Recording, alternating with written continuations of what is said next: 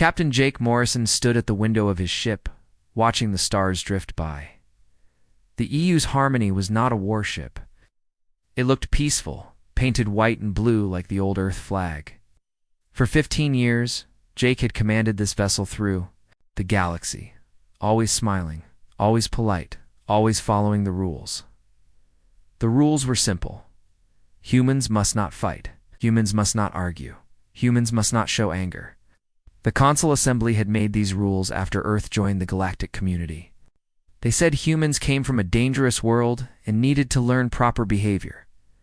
Jake remembered his first day under the cultural accommodation protocols. Admiral Kate Phillips had pulled him aside after the ceremony. "This is going to be the hardest thing you've ever done," she had said. "But someday, you'll understand why." Now, 15 years later, Jake still did not understand. He only knew how to smile and nod when aliens treated humans badly. His second in command, Lisa Grant, walked onto the bridge. She had been with him. For 12 years, like Jake, she had once been a soldier. Now, she wore the soft blue uniform of a diplomat. Her face was calm, but Jake could see the tension in her shoulders. "Captain, we're approaching Nexus Prime," Lisa said. "The Corvin delegation is already waiting." Jake nodded. Nexus Prime was a massive space station where different alien species came to trade and make deals. It was supposed to be neutral ground, but Jake knew better. The Corvins controlled most of the station through fear and violence. The Corvins were tall, gray-skinned creatures with 4 arms and sharp teeth. They loved war and conquest. Before humans joined the galaxy, the Corvins had been the main military force for the Consul Assembly. They still acted like they owned everything. "Any word from the mining refugees?" Jake asked. Lisa's jaw tightened for just a moment. "They're still being held in the lower sections? The Corvins say they're processing their immigration papers." Jake knew what that meant. The refugees were miners from the Altair colonies. When the Corvins had taken over their worlds, thousands of families had fled. Now they lived in the worst parts of Nexus Prime, hoping someone would help them find new homes. The Harmony docked at the station with a soft thump. Jake straightened his uniform and put on his diplomatic smile. It was a skill he had learned well over the years. No matter what he saw or heard, he had to keep smiling. Danny Sullivan, the chief engineer, met them at the airlock. Danny was a big man with gentle eyes and hands that could fix anything. Before the protocols, he had been a combat engineer. Now, he spent his days maintaining systems that were designed never to fight. Captain Danny said quietly, "You might want to see the refugee section before the meeting." Jake looked at Lisa, then back at Danny. "Is it that bad? It's worse than last time?" They walked through the station's corridors. Nexus Prime was supposed to be a wonder of galactic civilization. The main areas were clean and bright with shops and restaurants from a dozen different worlds. But as they went deeper, the lights grew dimmer and the air grew thick. The refugee section was in the station's old cargo holds. Hundreds of families lived in spaces meant for storing goods. Children played between stacks of supply crates. Adults sat in small groups talking in low voices. Amy Rodriguez, the communications officer, was already there. She was talking to an elderly Altair woman who held a small child. Amy's face was calm, but Jake could see her hands shaking slightly. "The Corvins came this morning," the woman was saying. "They took 20 of our young men. They said they needed workers for the mining stations." Jake knew what that meant too. The Corvon mining stations were death traps. Few workers ever returned. "Did they give any paperwork?" Amy asked. "Any official documents?" The woman shook her head. "They just pointed their weapons and took them." Jake felt something twist in his stomach. It was anger, hot and familiar. He had not felt it in years, but it was still there, waiting. He pushed it down and kept his face neutral. A Corvin soldier walked into the refugee area. He was tall and wore black armor covered in spikes. His forearms carried different weapons. He looked at the humans with obvious disgust. "Diplomat Morrison," the soldier said. His voice sounded like grinding metal. "You are late for the meeting." "We were just checking on the refugees," Jake said politely. "Making sure they have everything they need." The Corvin laughed. It was not a pleasant sound. These creatures have everything they deserve. They failed to follow proper procedures on their worlds.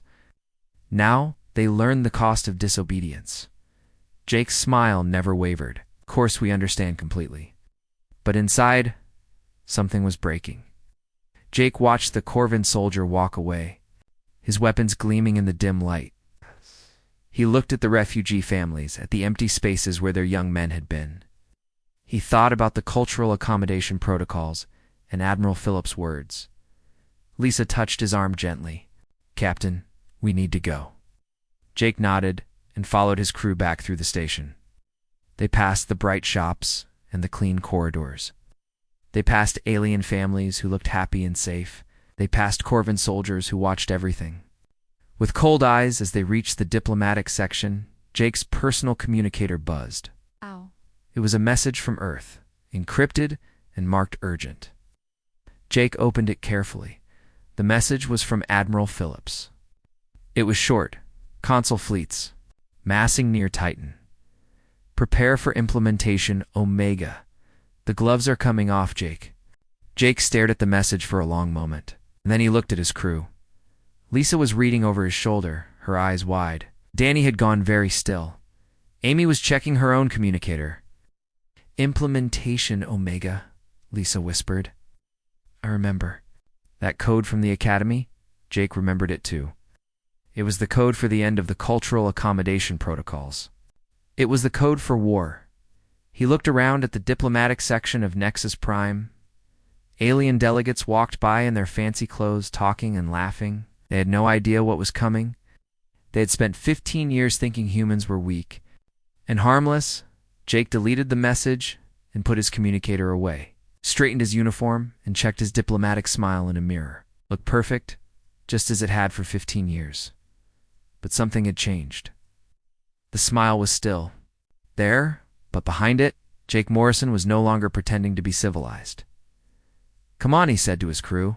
"We have a meeting to attend." 3 days after receiving the message from Admiral Phillips, the EU's Harmony jumped out of hyperspace near Kepler 44b. The planet looked beautiful from orbit.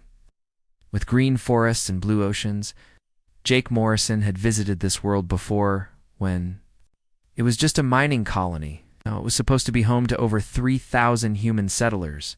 Captain Amy Rodriguez said from her station, "I'm not picking up any comm signals from the surface." Jake frowned. A colony that size should have dozens of active communication channels. Try the emergency frequencies. Amy worked at her controls for several minutes. "Nothing, sir. It's completely quiet down there."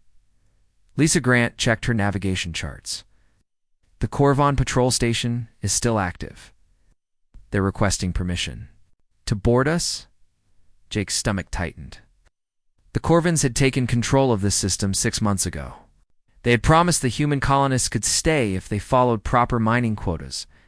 Everything was supposed to be peaceful. "Grant them permission," Jake said. "Standard diplomatic protocols." 20 minutes later, Commander the Salar materialized. On the Harmony's transport platform, he was larger than most Corvins, with scars covering his gray skin. His 4 arms carried weapons that gleamed under the ship's lights. Behind him came 2 younger soldiers. "Diplomat Morrison," Dexler said. His voice was cold and mechanical. "You arrive at an interesting time. We're here to check on the human settlement," Jake replied with his practiced smile. "Routine welfare. Inspection." The sailor made a sound that might have been laughter. "Yes, the settlement. There have been some ... adjustments." Jake felt Lisa tense beside him. Danny had stopped what he was doing at the engineering station.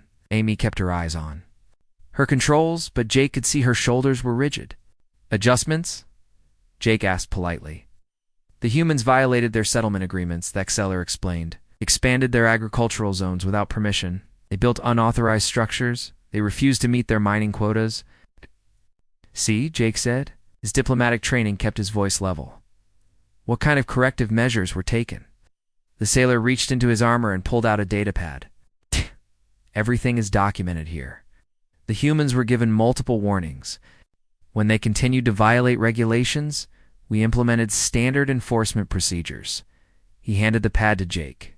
"Gotta settlement has been recycled for the greater good of galactic stability." Jake looked down at the datapad. Showed a video file labeled Enforcement Action Kepler Colony. His finger hovered over the play button. Should watch it, the sailor said. It will help you understand proper colonial management. Jake pressed play. The video showed the human settlement from the air. He could see houses, farms, and a small school. Children were playing in a yard. Adults were working in gardens. Looked peaceful and happy. Then the Corvin ships appeared. Jake watched the screen change. Energy beams struck the settlement. Buildings exploded. People ran screaming from their homes. The children from the playground scattered like frightened animals. The video showed everything. Families trying to hide in basements. Corvin soldiers dragging people from their homes. Energy weapons firing again and again. Bodies falling in the streets. Jake watched a woman carrying a baby run toward the forest. A Corvin soldier raised his weapon. The woman fell. The baby's cry was cut short. 2,347 humans, Dexler said casually. All properly recycled according to Consul regulations. Jake's hands were shaking. He could not stop them. The datapad felt heavy in his grip. On the screen, Corvin soldiers were throwing bodies into large pits. The mining equipment has been relocated to more efficient facilities, Dexler continued. The land will be ready for proper Corvin colonists within a standard cycle. Jake looked up from the pad. Dexler was watching him with cold eyes. The Corvin commander was enjoying this. He wanted to see how the human diplomat would react. I understand, Jake said. His voice sounded strange to his own ears. Thank you for the thorough documentation. You may keep that copy, the sailor said. Show it to other human settlements. Let them see what happens when they fail to adapt to galactic standards. After the Corvins left, Jake stood alone on the bridge. His crew had gone to their stations, but no one was working. The ship felt dead quiet. Lisa was the first to speak. Jake, your hands. Jake looked down. His fists were clenched so tight his knuckles were white. He could not make them relax. Captain, Danny said softly, those were our people. Jake nodded. Could not trust his voice yet. Amy turned from her station. Her eyes were red. There were children in that school. I saw their drawings on the walls. Jake finally found his voice. Crew meeting, private cabin. Now they gathered in Jake's quarters. It was a small room with basic furniture and a few personal items. Jake had kept. It's simple for 15 years following the protocols. It's nothing too human. It's nothing too aggressive. I need to know something, Jake said. Was looking at each of them carefully. Are we still human under all this diplomatic training? Lisa reached up and pulled down her collar. Hidden there was a small tattoo of Earth's moon. I got this. The day before we left Earth, she said, it's been hidden for 15 years. Danny opened a drawer and pulled out a small metal object. It was his grandfather's bronze star from the old Earth Wars. They said I had to get rid of all military items. I couldn't do it. Amy walked to her bag and pulled out a bottle. Genuine Kentucky bourbon. My dad made it before the protocols started. I've been saving it. Jake stared at them. Protocol violations. Any one of these things could get them sent back to Earth in disgrace. But his crew had been hiding pieces of their humanity all this time. Jake walked to his own locker. From the very back, he pulled out a photograph. It showed him and his brother in military uniforms, both smiling. His brother had died in the last Earth War, before humans joined the galaxy. I watched that video again, Jake said, and I see my brother. I see all of us. I see what we used to be, before we learned to smile and nod. Lisa stood up. What are you? Saying Captain? Jake looked at the photograph, then at his crew. These people had followed him for years. It swallowed their pride and anger. It watched injustice and done nothing because the protocols demanded it. I'm saying I'm tired of pretending, Jake said. I'm tired of watching our people die while we smile politely. Danny leaned forward. The weapon systems on this ship, they're not completely disabled. Been maintaining them in secret. Amy nodded. My communication array has military-grade capabilities. I've been monitoring Corvin military channels for years. Lisa pulled out a hidden datapad. I've been mapping their fleet positions, their supply lines, their weaknesses. Jake stared at them. His crew had been preparing for this moment without even knowing it. They had kept their humanity alive despite 15 years of cultural suppression.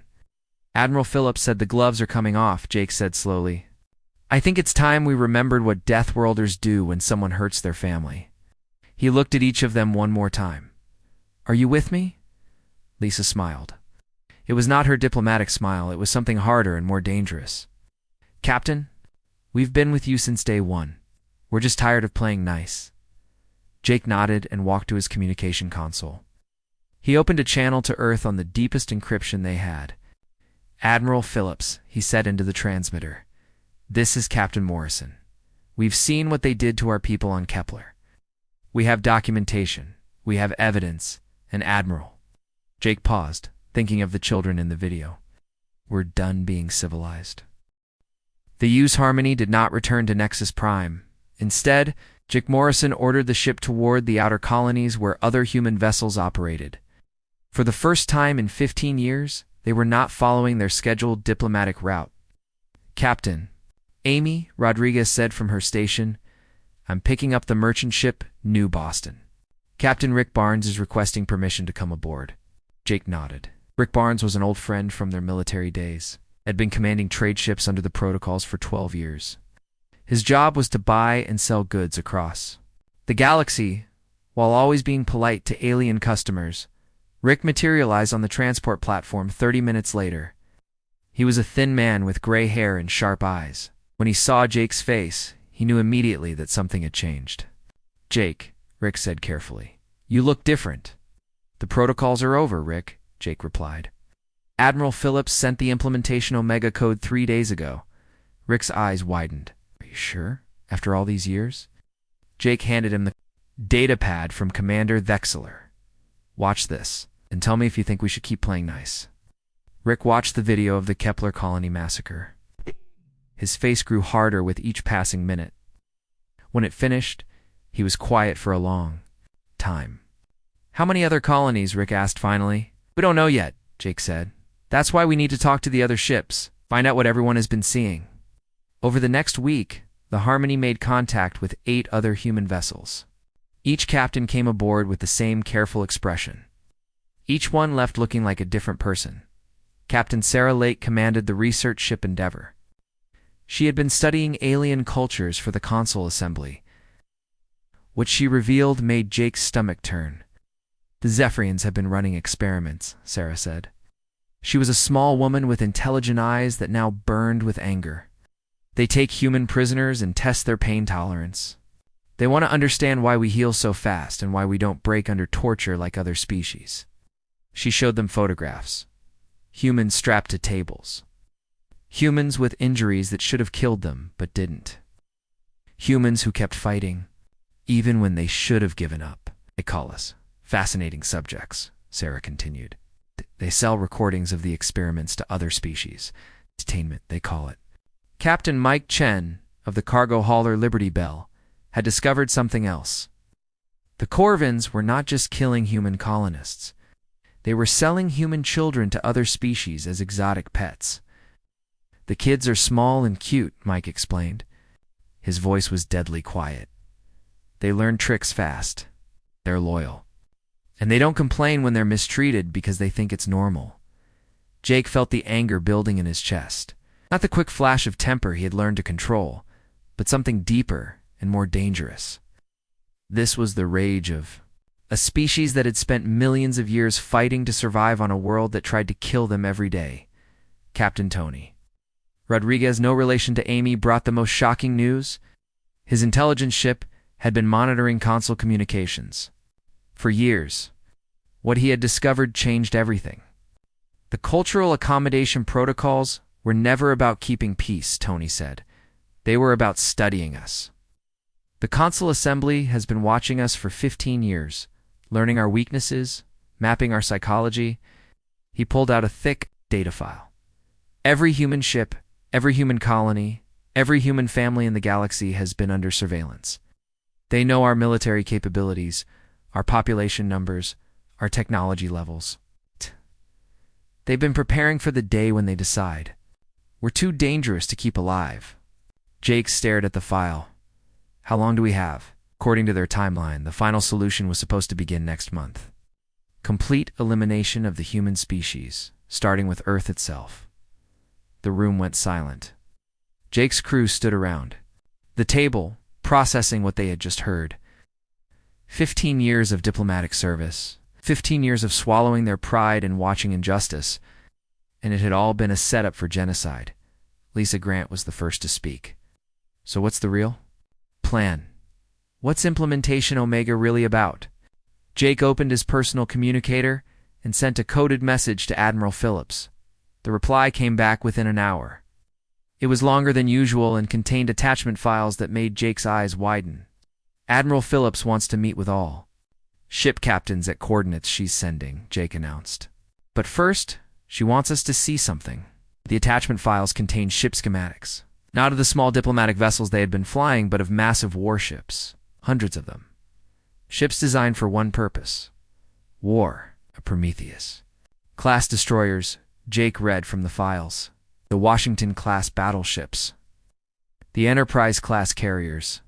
Built in secret over the past 20 years in the asteroid fields beyond Pluto, Amy leaned over his shoulder. Captain, these ships are huge. Each one could destroy a small planet. There are 400 of them, Jake continued reading. Hidden. Across the outer solar system, fully armed and ready for deployment. Rick Barnes laughed, but it was not a happy sound. So while we were playing diplomat, Earth was building a war fleet. It gets better, Jake said, scrolling through more files. Every human on every diplomatic ship, every merchant vessel, every research station has been collecting intelligence. Ship movements, military bases, trade routes, communication networks. We've been mapping the entire Consul military structure for 15 years. Sarah Lake nodded slowly. We weren't just keeping peace.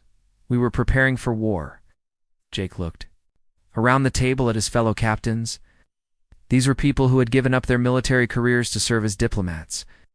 They had endured insults, watched atrocities, and hidden their true nature for years. Now they were learning it had all been part of a larger plan. The meeting is in 3 days, Jake said. Admiral Phillips will explain everything then. She wanted us to know one thing first. He looked at each captain carefully.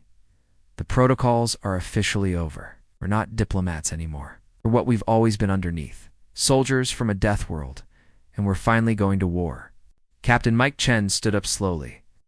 15 years of watching them hurt our people. 15 years of documentation.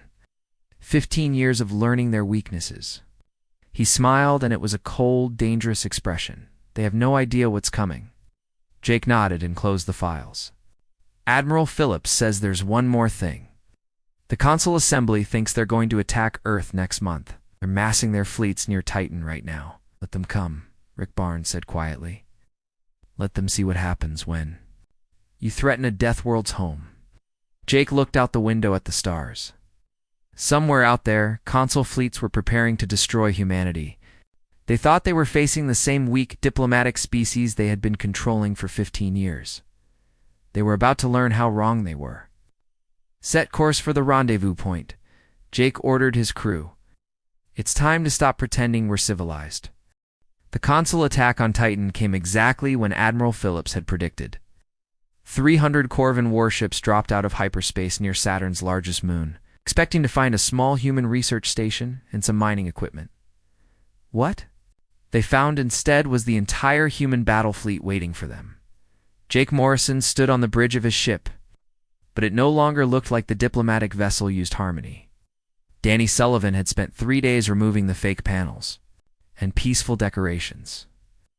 Underneath was military-grade armor plating and weapon systems that had been hidden for 15 years. Captain Amy Rodriguez said from her station, Admiral Phillips is signaling all ships. The operation is beginning. Jake nodded. Around them, 400 human warships moved into attack formation. Ships that had been hiding in asteroid fields and dark space for years were finally revealing themselves. The Prometheus-class destroyers looked like metal sharks. The Washington-class battleships bristled with weapons. The Enterprise-class carriers launched swarms of fighter craft. Open a channel to the Corvin fleet, Jake ordered. Amy worked at her controls. Channel open, sir. Jake took a deep breath. For 15 years, he had spoken to aliens with respect and politeness. Today would be different. Commander Vexler, Jake said into the communicator. This is Captain Morrison of the Earth Defense Force. Do you remember me? There was a long pause. Then Vexler's metallic voice came through the speakers. Diplomat Morrison. What is the meaning of this? Where did these ships come from? I'm not a diplomat anymore, Jake replied, and these ships have been here all along. You just never looked hard enough. On the main screen, Jake could see the Corvin fleet. They had stopped moving forward. Sensors were probably going crazy trying to count all the human ships surrounding them. This is impossible, Vexler said. Ships. The protocols limit your military capabilities. Jake smiled. It was not his diplomatic smile. The protocols were lies, Commander. Everything you thought you knew about humans was wrong. We've been watching you, learning from you, preparing for this moment. Preparing for what? To show you what Deathworlders do when they stop playing nice. Jake cut the communication and turned to his crew. Lisa Grant was at the weapons station, her fingers dancing over controls she had not used in 15 years. Danny was monitoring the ship's power systems, making sure everything was ready for combat. Amy was coordinating with the other human. Ships, her communication array working at full military capacity. All ships report ready, Amy announced. Jake opened the fleet communication channel. This is Captain Morrison to all human vessels. You've seen the evidence. You know what they did to our people. Today we show the galaxy that humanity is not weak. We are not passive. We are survivors from a world that tried to kill us every day for millions of years. He paused, looking at the Corvin fleet on his screen. Commence Operation Deathworld. What happened next was unlike anything the galaxy had ever seen. Corvin military doctrine was based on overwhelming firepower and direct assault. They expected enemies to either surrender immediately or fight a conventional battle. Humans did neither. The first wave of attack came from ships that seemed to appear from nowhere. Human vessels had been using asteroid fields and planetary rings as cover, making their fleet look much smaller than it really was. When the battle began, Corvin sensors were suddenly tracking twice as many targets as they had expected. The second surprise was human tactics. Instead of charging forward like traditional warriors, the human ships moved in complex patterns that made no sense to Corvin commanders. Some ships would retreat, drawing Corvin vessels into traps. Others would attack. From unexpected angles, human fighters would ram damaged Corvin ships instead of trying to escape. Commander. Layler found his flagship surrounded by 3 human destroyers. His weapons were more powerful, but the human ships moved like living things, dodging his fire and striking at his weakest points. How are they doing this? Dexaler demanded of his crew. Sir, one of his officers reported. They seem to know exactly where we're going to shoot before we do it. They did know. For 15 years, human ships had been observing Corvin military exercises. They had recorded every battle tactic, every standard procedure, every predictable response. The Corvins were fighting an enemy that knew them better than they knew themselves. The battle lasted 18 hours. When it ended, the Corvin fleet was completely destroyed. Not defeated, destroyed. The 300 ships that had attacked. Titan, none survived to return home.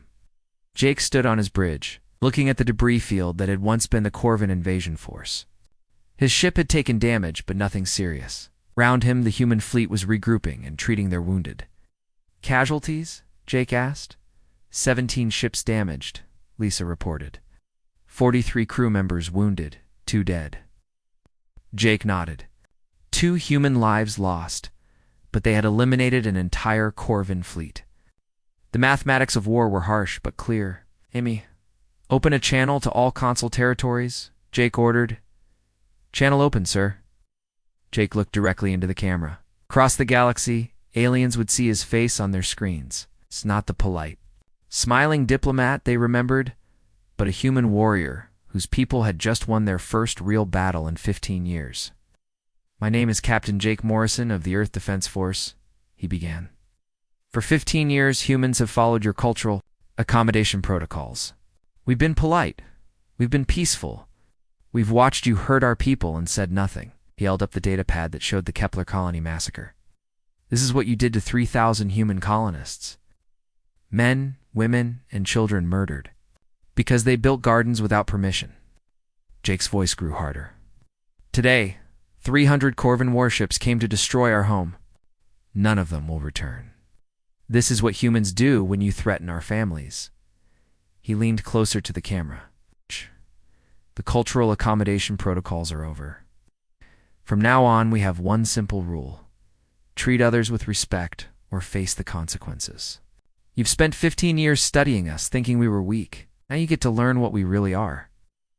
Jake paused, letting his words sink in. We are survivors from a death world. We are creatures that evolution designed to never give up, never surrender, and never forget when someone hurts our own. For 15 years, you've seen us playing nice. His smile was cold and dangerous. Now witness true Deathworlders. The transmission ended. Across the galaxy, alien governments were in emergency session. The Consul Assembly was demanding explanations that no one could give. How had the weak diplomatic humans suddenly become the most dangerous military force in known space? On his ship, Jake Morrison looked out at the stars and thought about the future. The war was just beginning, but humanity had already won the most important battle. They had shown the galaxy that Deathworlders were not to be trifled with, said. Course for Kepler 4 for to be, Jake ordered. It's time to visit Commander the Sailor's home base. Want to have a conversation about proper colonial management. 6 months after the Battle of Titan, the galaxy was a very different place. The Galactic Consul Assembly no longer existed. In its place stood the Terran Alliance, with Earth as the central government and humans making the important decisions. Former Consul worlds had two choices. Join the Alliance as equals or face occupation by human forces. Most chose to join. Admiral Jake Morrison stood on the bridge of his new flagship, the UES Retribution. The ship had once been Commander Thexler's personal warship, but the Corvin commander was no longer alive to complain about humans using his vessel. Jake had painted it in Earth colors and filled it with human crew members. Admiral Lisa Grant said from her position as Chief of Staff, "We're receiving a message from the Zephyrian homeworld. Their High Council wants to discuss surrender terms." Jake nodded. The Zephyrians had been the last holdouts, believing their psychic powers would protect them from human anger. They had learned otherwise when human marines landed on their capital. City humans, it turned out, were much harder to control mentally than other species. Years of surviving on a dangerous world had made their minds tough and stubborn. Tell them we'll accept their surrender under the same terms as everyone else, Jake replied. Full integration into the Alliance, equal rights for all species, an immediate cessation of all slave markets and experimental facilities. The Zephyrians had been running the worst facilities. After the war ended, human forces had found thousands of alien prisoners being used for psychic experiments. Most were children from conquered worlds, their minds broken by years of torture. The humans had freed them all and were now helping them recover. Danny Sullivan walked onto the bridge carrying a datapad. As the Alliance's new chief technology officer, he spent his days studying captured alien technology and figuring out how to make it better. His engineering teams were already improving console designs with human creativity and Earth manufacturing techniques. Admiral, Danny said, we've finished analyzing the Corvin mining equipment. Their extraction methods are incredibly wasteful. We can increase output by 300% just by applying basic Earth engineering principles. Jake smiled. That was typical. The Consul species had focused on conquest and control, but they had never been very good at actually building things. Humans, who had spent centuries fighting limited resources on Earth, were experts at efficiency and innovation. Amy Rodriguez entered the bridge carrying her own reports. As head of Alliance Intelligence, she coordinated a network that spanned the entire galaxy. Her agents were mostly former diplomatic crews who had spent years watching and learning. Now, they used that knowledge to keep the peace. Admiral, I have updates from the Outer Territories, Amy announced. The former Consul mining worlds are reporting production increases across the board. The Altair refugees have been relocated to their own colony world and are doing well. The human children who were being sold as pets have all been recovered and are receiving medical treatment. Jake felt a deep satisfaction at that news. Rescuing those children had been one of his first priorities after the war ended. Many of them had forgotten they were human, but teams of doctors and teachers were helping them remember their heritage. "Any word from Earth?" Jake asked. "Admiral Phillips sends her congratulations on the Zephyrian surrender," Amy replied. "She also wants to know if you're ready for the next phase." Jake looked at the star charts displayed on his main screen. The Terran Alliance now controlled 17 star systems and was growing every day. But beyond their borders, the galaxy was vast and full of dangers that had nothing to do with the former Consul assembly. "What's the situation in the Outer Rim?" Jake asked. Amy pulled up new star charts. Long-range scouts report activity from something called the Devourer Collective. They appear to be a hive mind species that consumes entire planets. They've destroyed at least 12 civilizations in the past year and are moving toward Alliance space. Jake studied the reports. The Devourers sounded like exactly the kind of threat that the old Consul assembly would have ignored until it was too late. They preferred to fight weaker enemies and avoid anything that might actually challenge them. Humans were different. They had evolved on a world where everything was trying to kill them. Dangerous enemies were not something to avoid. They were problems to solve. "How long until they reach our territory?" Jake asked. "At their current rate of expansion, 18 months, Amy replied. "And how many ships can we field by then?" Danny consulted his datapad. "With the new shipyards we're building and the Corvin facilities we've captured, we should have over 800 combat vessels ready for deployment." Jake nodded. 800 ships crewed by humans and their allies, armed with the best technology. From a dozen species and commanded by people who had learned to fight smart instead of just fighting hard. "Send a message to the refugee camps in the Outer Rim," Jake ordered. "Tell them help is coming." Lisa looked up from her station. "Admiral, are you sure we should get involved? The Devourers might not be our problem for years." Jake thought about the video of the Kepler colony massacre. He remembered the children running from Corvin weapons. He thought about all the species that had suffered under Consul rule while humans played diplomat and did nothing. The old Consul assembly believed in looking the other way when bad things happened to other people, Jake said. "That's not who we are. We're Deathworlders, remember? We protect the weak and fight the monsters." He turned to Amy. "Send word to all Alliance fleets. We're moving to the Outer Rim. Any species that wants to fight the Devourers can join us. Any species that wants to hide can stay behind." Amy smiled. It was the same dangerous expression she had worn when they first decided to stop being diplomats. "Admiral, I think you're going to be surprised how many species want to fight beside humans." Jake looked out at the stars, thinking about the future. Yeah. The galaxy was finally at peace, but that peace had been bought with human blood and human determination. Now new threats were rising, and once again, humans would have to stand between civilization and destruction. The difference was that this time, they would not be standing alone. The Alliance included dozens of species who had learned to trust human leadership. Former enemies had become friends. Former slaves had become free citizens. "Set course for the Outer Rim," Jake ordered. "Let's go show these Devourers what happens when they threaten our galaxy." As the Retribution jumped into hyperspace, Jake smiled. The Consul assembly had feared humans playing nice because they knew that underneath the diplomacy was something much more dangerous. Now the galaxy was learning that Deathworlders were not just good at war, they were good at building things worth fighting for.